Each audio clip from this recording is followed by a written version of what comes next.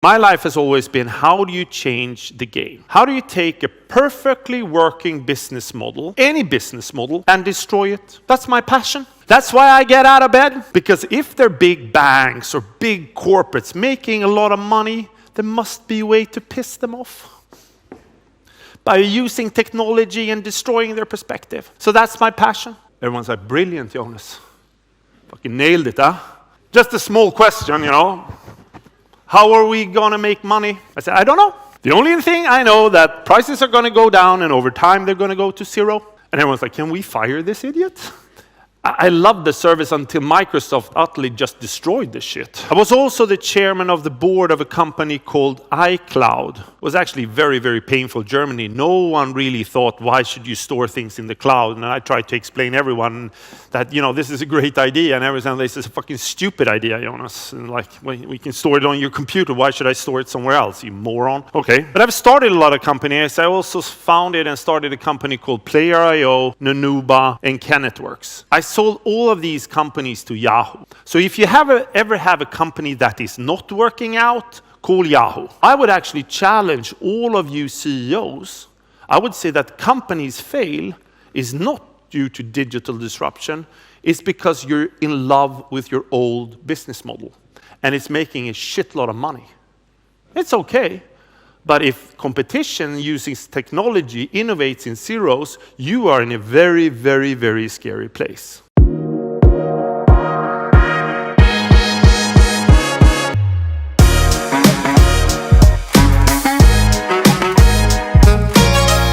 So I'm Jonas Kjellberg, but who am I? I've done a lot of things in life. I've done a lot of investing. I had the great pleasure of investing in a small shoe company called Zalando. I don't know if you know it here in Romania. It's just coming around the corner, I think. It's just opening. I had the pleasure. I invested 400 million euros into that small shoe company. And people were quite puzzled and said, Jonas, don't you really understand that you need to try the shoes on before you buy them? This is you just wasted 400 million euros. Do you know how much money that is, Jonas? But actually, it turned out to be okay. I think today they're bigger than H&M. I also had the great pleasure of investing in a company called HelloFresh, West Wing, Home24, Avito. I was also the chairman of the board of a company called iCloud. It was actually very, very painful in Germany. No one really thought, why should you store things in the cloud? And I tried to explain to everyone that, you know, this is a great idea. And every time they say, it's a fucking stupid idea, Jonas. And like, we can store it on your computer. Why should I store it somewhere else, you moron? Okay. Luckily, this fruit company called and wanted to buy us. So actually it worked out in the end as well. But I've started a lot of companies. I also founded and started a company called Player.io, Nanuba, and Kenet Works. I sold all of these companies to Yahoo. So if you ever have a company that is not working out, call Yahoo.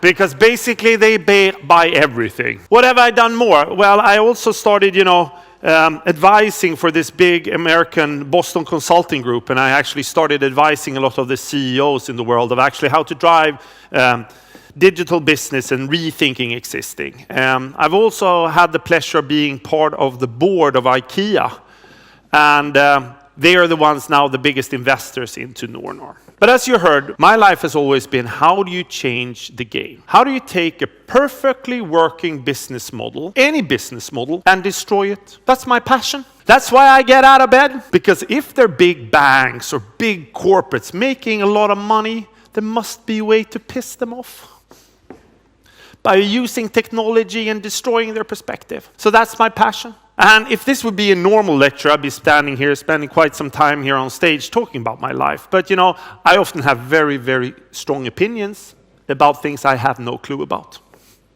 So please interrupt me, tell me I'm wrong, let's see if we can get the dialogue going. So maybe we should start with the first question. Is it the big that beat the small, or is it the fast that beat the slow? But I think for me it's always been, it's the fast that beat the slow. That has always been my motto. The problem is, of these 40 companies I founded, most have gone to hell because I was not able to beat the big ones.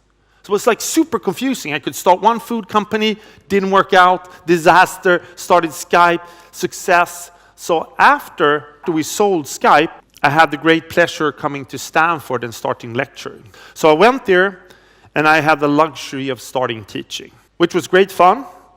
But then, after a couple of weeks, my professor, Tom Kosnick, he comes up to me and says, Jonas, would you be interested of some feedback? And I'm like, shit, not already. I don't know how it is with you, but when people come to me and say if I want feedback, it has never been positive so far in my life. And then I'm like, maybe they would really want some feedback, and then nah.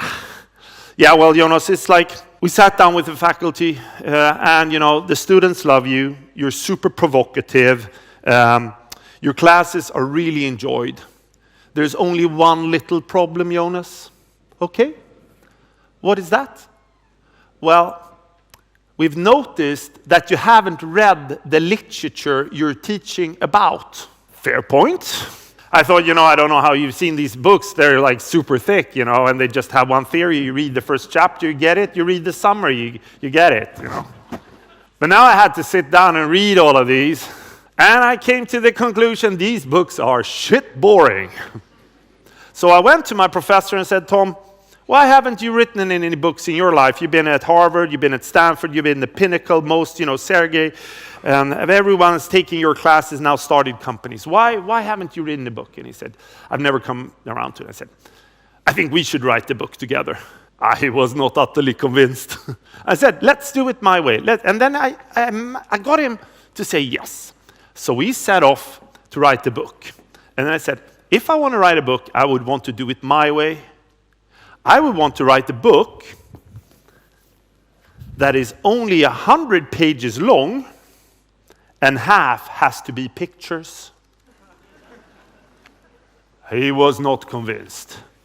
I said, there's so many boring books, so let's write a fun book and let's use it here at Stanford. So we set off, we did it, we printed 30 copies, and then we sent it to his former colleagues at Harvard. What do you think they said when they saw this book? Boring. No. They were more like, this is so sweet, Tom. Have you made a children's book? Maybe this could work at the West Coast with the low academic standards. But here at Harvard, we put the bar a bit higher. Of course, Tom was devastated. He said, Jonas, we have to pull this project. It's, we're going to humiliate ourselves. And I'm like, Tom, what do 30 Harvard professors really know about writing books? And he's, a lot. And I'm like, Tom, they just don't understand my brilliance. This happens all the time. Don't worry, it's going to be all right. Let's go talk to the real smart people, the ones that really understand books. So I flew around the world and I presented this book to all the big publishing houses in the world. What do you think they said? Sweet. Is this a children's book? No, it's for higher education, Stanford, for new entrepreneurs, blah, blah, blah, blah, blah, blah, blah, blah, blah. Thank you, Mr. Kjellberg. Very interesting theory. But normal books are 500 pages and they only have text. So, no publisher wanted to publish my book. And I, just done the exit from Skype, thought life was great. So I said, okay, come on, how difficult is it to publish a book? You print it on paper and you still start selling it on Amazon. So I did. But since I was pissed, felt misunderstood with the whole industry, I went back and I wrote another book.